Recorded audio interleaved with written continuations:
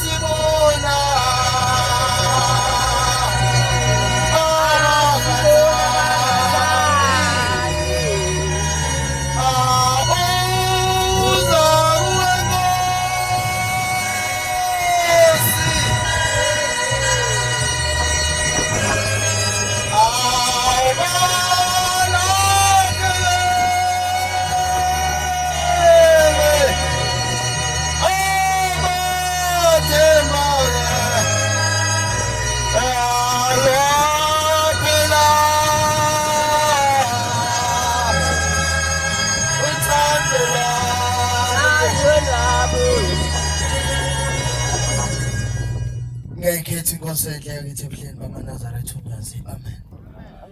Ngicela nje uqale ngibingelele kubagcotshwa bethu abaphambi kwethu, baba Mshumayeli Nkhokheli nehamende yonke yonyazi. Amen. Lo mntwana oguqile umfana kaMkhize osuka lapha nje eThulubuke khona lapha kwaMpukunyona, ayibonge inkosi. Mhlawumbe ngaphambi kokuba ngikhuluma indaba kaShembe ngiyacela ukuthi ngiqale ngicela intethelelo kuShembe yokufika isikhathi sakhe sesedlula, ayibonge inkosi. Ngoba la ekhaya uthi uShembe kunabantu abafika enkonzweni, inkonzo siphakathi ebese bengabe besalotshwa kulelo sabatha. Ngicelela ke nami kuShembe ngoba ikahle kahle bengithi ngibheke eThulubuke kodwa ngabe sengizwa ukuthi hawu lapha eqinisweni lapho uShembe ameme khona izinsizwa zonyazi, ayibonge inkosi. Uma ke kuhlangene amaNazaretha nayo kube lento ekuthintayo nje ukuthi hayi uhlala kanjani wena ekubeni kuyokhuluma ngendaba kaShembe. Amen. Ngiyafisa ke kodwa amaNazaretha ukuthi uShembe angipha amazwi engawakhuluma nje phezu kwaba ingcwele abemabili noma abemathathu bese ngihlala phansi. Kodwa ke amaNazaretha namhlanje kuyasabisa ukukhuluma phezu kwamaNazaretha, ngoba amaNazaretha namhlanje ngisho ukhuluma indaba kaShembe seyasola kakhulu. Namhlanje ngisho ukhuluma indaba kaShembe ithi inkonzo iphuma amaNazaretha kube yiwona ahlangana ixuku ahlakaza indaba kaShembe okade ukhuluma ngayo. Ngiyakhumbula ngolunye usuku sake sashumayela eNewcastle siyakhuluma ngendaba kaShembe, sambe singena imizi ngemizi, sambe sikhuluma indaba kaShembe lapha eThempelini laseLibanoni. Kwase kusukuma nje ubaba wakwabiyela uma isukuma ukhuluma ngendaba kaShembe usesuka ushaya isono sokungqingili. Yathi mayiphela inkonzo iphuma lensizwa isithola ucingo kumuntu oyengekho ngisho enkonzweni. Lutho ucingo hawo beyingasekho indaba kaShembe okade ungakhuluma ngayo, sungaze ukhulume ngesono sethu. Anjalo kaMaNazaretha namhlanje ngisho wafaka ufuni kwafaka ezulwini kaShembe ayasola, ayibonge inkosi.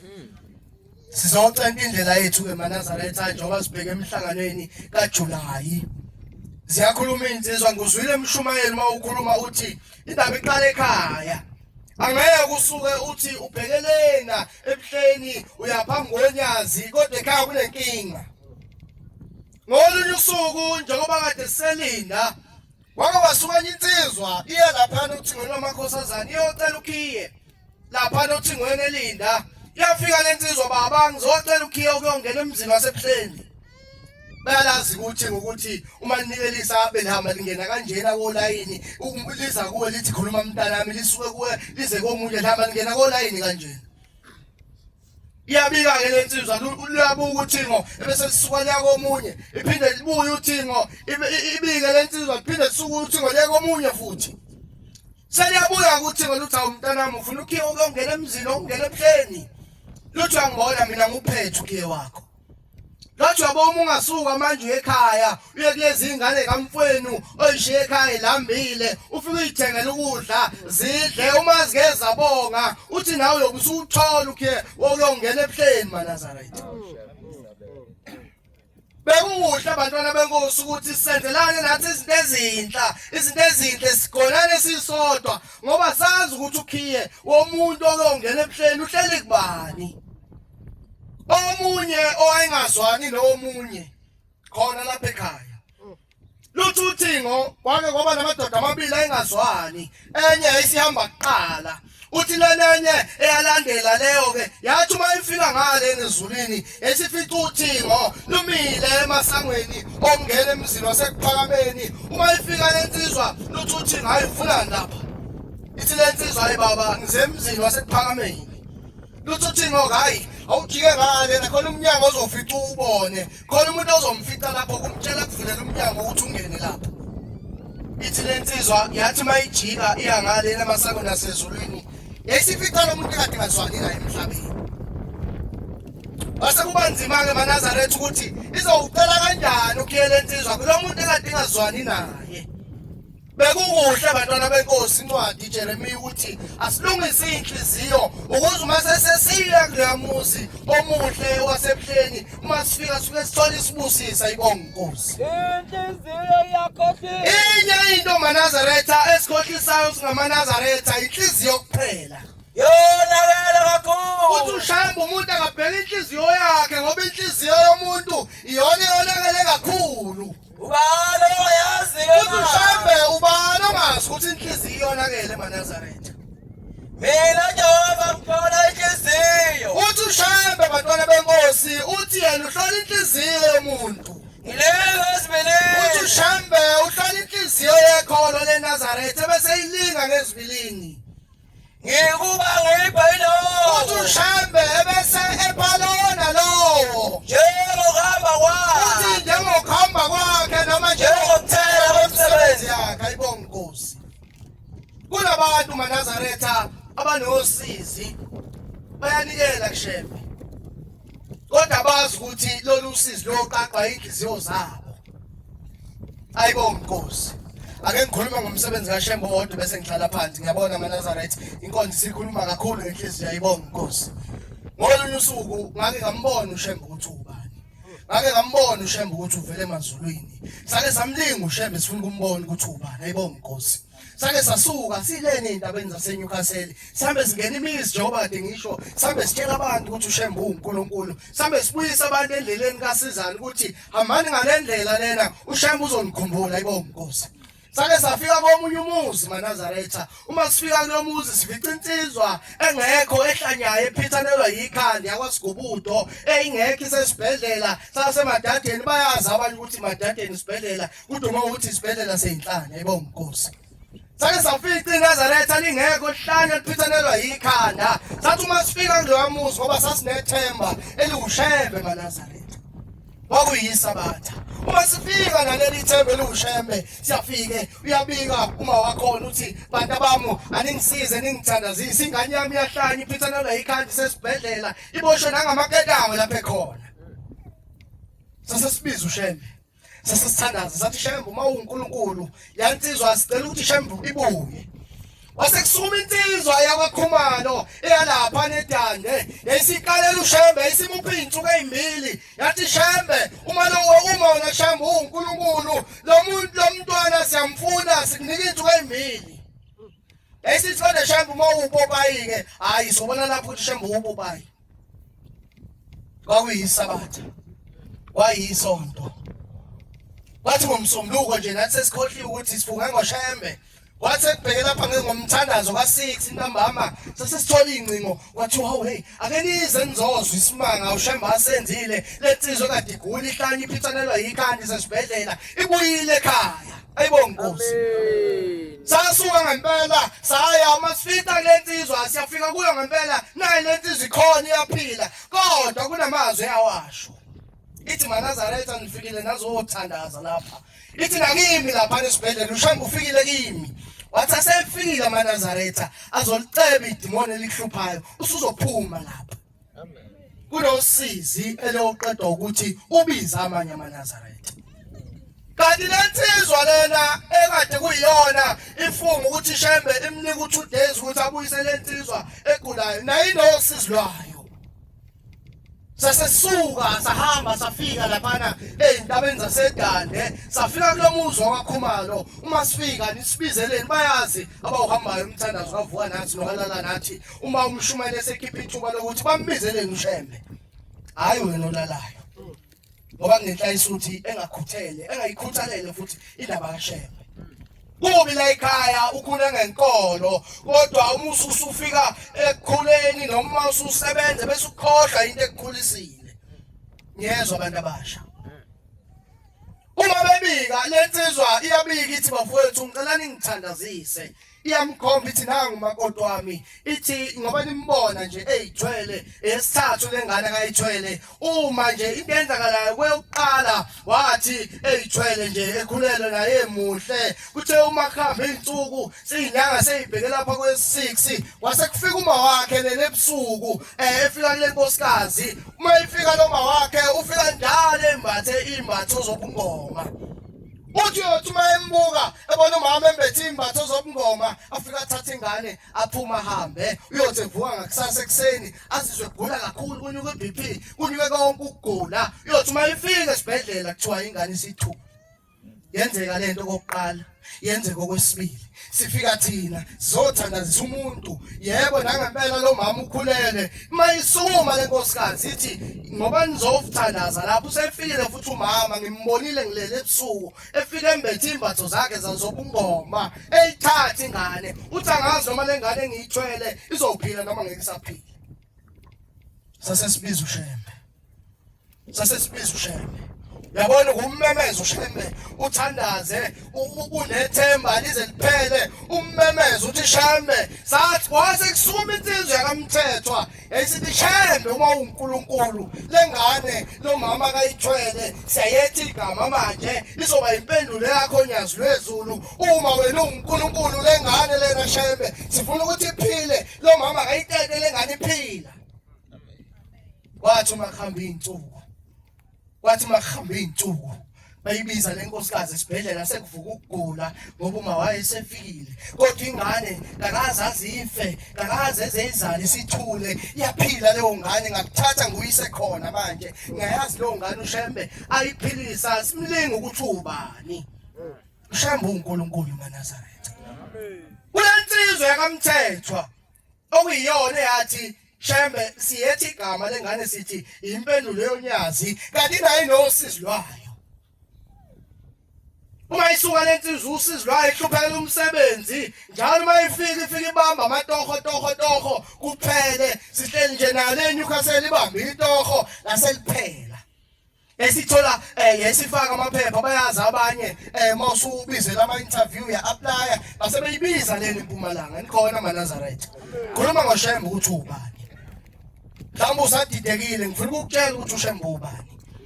Uma ifika lensizwe ibiziwe ku-interview leni eMpumalanga babehleli bebathathu ithi lensizwa kwakukhona insizwa yeshangane nenye insizwa ebese kuba uyena ithi-ke bayazi abanye ukuthi ipanel ihamba kanjani abalindile kuma-waiting area kwangena omunye uthi kuthe uma sekufanele ngene yena wesekhumbula ukuthi hawu manje nginethemba eliwunyazi ithe isidonsa ucingo lensizwa esifoni ifonela omunye osebenza ngaphakathi yesimfonela esithi hawu mza wami ngiyacela ukuthi uma unethuba uvele ungiyele nje enkosini ungibikele ukuthi ngilapha ku-interview ngicela ukuthi lo msebenzi ngiwuthole. Yesisuka lensizwe esithi bamba kancane umthetho ihamba kanti isilwane esikhona eduze yesivulile uspeaker lensizwa yesithi lensizwa khuluma umthetho ubaba uyakuzwa. Khona abantu abanenhlahla enjalo maNazaretha abakwazi ukuthi usizi lwabo uShembe ashesha liphendule abakwazi ukuthi usizi lwabo uShembe ashesha luzwe ngoba umthandazo la ekhaya uthi uShembe uhamba igaba ezinde kodwa futhi uma ube nenhlahla uShembe uyakwazi ukuthi umthandazo wakhe uphendule ngokusheshsha. Ayibonge inkosi. Amen. Iyabika ke lensizwa ithi baba ngilapha Shembe ithi lensizwa ngavele khona lapho ngavele ngaguqa ngoba sengizwa ukuthi sengikhuluma nethemba lami. Ithi ngase sengibika ngathi baba ngilapha ngizowenza i-interview Shembe ngicela ukuthi ngiwuthole lo msebenzi. Lose luthunyaza hawu cinga noma udonga cinga noma isihlahla ebese uguqa uthi Shembe ngicela ungilobe kulesi sikole ngiqale ngisebenze. Khuluma ngoShembe. Ithi lensizwa ngabona isihlahla sesikude ithi ngase ngijike ngase ngibamba udonga ngathi Shembe ngokusho kwakho ngicela ukuthi Shembe uqale ungilobe kulesi sikole ngiqale ngisebenze. Ngempela ithi lensizwa kwathi sekuyi-10 yayo isingena phakathi kwipaneli isizowenza i-interview ithi yathi uma iqhamuka kuthiwa hayi nangu impela lona simfunayo woza nsizwa wena sikufunayo impela yaqasha leyo nsizwa ngaleli ithemba lonyazi namanje iyafundisa khona i-permanent ayibonge inkosi. Kanti kulezi insizwa ezinye sasihamba nazo sengidlala phansi baba umnyeni kodwa ubaba umnyeni akanankinga nesikhathi insizwa. Ubaba umnyeni ngangamuzwe ekhuluma ngale nkonzo ethi kuzofika isikhathi la khona akube sekubhekwa kakhulu isikhathi labo bantu lathi la ngoba abantu basesihogweni ngangamuzwe ikhuluma leyo nkonzo ubaba umnyeni akanankinga nesikhathi sazoshumayela sikhuluma ngendaba Shembe ayibonge inkosi. Kanti kulezi insizwa esihamba nayo kunensizwa eyakwaMadondo enosizi nayo siphuma komunye umuzi isiyasiguqisa lensizwa ithi bafowethu ngiyabona uShembe sihambe singena imizi ngemizi uyabasiza abantu masibanika ithemba uthi nami ngicela ningithandazise kunosizi ekhaya kunomnewethu osenesikhathi eside ahamba ekhaya. Ithi lensizwa kodwa ukuhamba kwakhe ekhaya into eyenzeka uthi umalume wathi esuke eGoli ethenga imoto entsha wabuya naye ekhaya wajatula imoto wayeseyipaka egaraji umalume kusemnandi wayesesuka umalume wayesethuma lensizwa wathi hayi mshana uhambe esitolo ungithengela ini lensizwa lena ithe mayidumisa imoto ihlehlisa imoto kanti ingane kamalume izoqhamuka ibona ukuthi awubaba uhamba ngemoto yangishiya kanti lensizwa ayiboni ukuthi izothi mayihlehla ihlehle lenganeni. Yathi uma ihlehla lensizwa yasihlafazeka ingane yayisishona yayisithuka yaselensizwa ushiya lapho ukhiye yayisiphuma ibaleka lokhu yanyamalala lapho ke kayaziwa ukuthi kuphi sasesiguqa sithandaza Shembe uma uNkulunkulu sicela ukuthi lensizwa lapha ekhona uyibuyise Shembe. Kwathi uma khamba izinsuku saphinde sahlangana nezinsizwa saphinde sasithandazela lesi siguqo sathi Shembe uma uNkulunkulu ngoba le ekhaya uma uyiNazaretha akufuneki uthandaze kakhulu uzoshaya udonga uthi glory my name. La ekhaya uShembe usifundisile umthandazo wethu ukuthi uqalaphi uNkulunkulu wokhokho bethu uNkulunkulu wamakhosi asohlanga zisho ukuthi ubani uhlushwa iluphi usizo ufunani ucela uShembe akwenze khona bese kupha. Sasesithandaza sathi Shembe siyagcina-ke manje ukuthandaza ngalesi siguqo uma uNkulunkulu yenza lensizwa lesiyithandazelayo ibuye ngesiphinde sithandaza siyagcina nje ukuthandaza ngalesi siguqo manje. Kwesinye isikhathi uba umlingi uShembe uma ufuna ukumbona ukuthi ubani ngake ngamlinga nami uShembe sebenza ngami ngifuna ukubona ukuthi ubani. Enye insizwa esathi uma siqede esikoleni babizwa bonke abafundi eklasini eyifunda nabo lensizwa etraining center kodwa wasekusala yona yodwa iyiNazaretha nayo. Yathi mayifika kimi lensizwa ithi awumfowethu babizwe bonke abanye esikoleni eklasini engifunda nabo baya kwi-training center mina ngibizwanga mina ngedwa ngiyiNazaretha ngase ngathi mina uyafuna yini simbone ukuthi uShembe ubani ngase ngathi yizwa kulabo abanye ukuthi e-training center bazofika babizwa nini ubafunakala nini ngasikhatsini ngaluphi usuku. Nangempela yathola lensizwa yafika kimi ekseni sasesiguqa sasesibiza uShembe sathi Shembe lensizwa lena ngoba ibhekeleni ingabiziwe la laba abanye abafundi abayothola khona abaya khona ema-training center nayo lensizwa ifike phambili ifike ithathwe silinga uShembe ke manje. Yathi mayisuka lensizwa nangempela bathi uma befika e-training center babizwa bonke abafundi yayisisala yona yodwa kanti kunabantu abathathu abangezile lapha. Oqala uthiwa mayifonela ngaselibamba ucingo omunye usethu right wesesuku HR wathi akekho yini omunye umuntu okhona lapho kade engabiziwe. Esiphakamisa lensizwa yathi hayi imina kade engabiziwe kwathiwa lethi into zakho hayi yayilethi insizwa into zayo yayisayina yayiqala ingene training center kumanje qualified diesel mechanic isebenza lapha kwaScania ePretoria la ikhanda khona ama-truck awukaScania ayibonge inkosi. Ngiqeda indaba lensizwa eyagxoba ingane Sesitshela uShembe sithi ngasiphinde ke Shembe manje sithandaze ngelesi siguqu siyaqina. uNkulunkulu ayenzeke le ayibonga inkosi. Bathi ngakusasa sesithola ucingo kulensizwa. Ithi hayi nangu umnewethu sebuyile ekhaya. Kodwa uma efika ekhaya uthi hayi la kade ekhona ufika uShembe wathi hey wena uyadingakala ekhaya. Kanti ubani uShembe eManazaretha? Bengokhuluma ngendaba yakithi lapha Mshumayeli yini lapha eThulbuke kwelakithi intombi engizala iyahlala izinyanga ezu9 ingakudla ukudla iphila ngamanzi abusisiwe namafutha abusisiwe yadla upoison kwanqamuka amathumbu kwaphela izinsuku odokotela bengazi ukuthi isisu bazivala kanjani anqamukile amathumbu izona lokhu nje bisengwelezane kodwa nalamhla yasuka ikade igqoko 46 yasogqoka size 28.